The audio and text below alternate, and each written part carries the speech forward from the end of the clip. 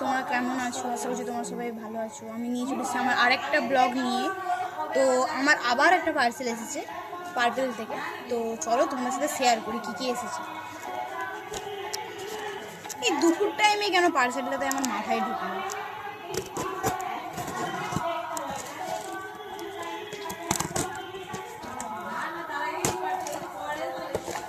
তো আমাদের এখানে পুজো হচ্ছে, তো সব লোক আছে, সবাই কথা বলছে।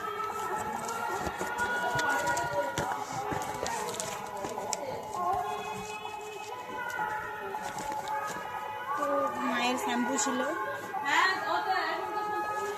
আর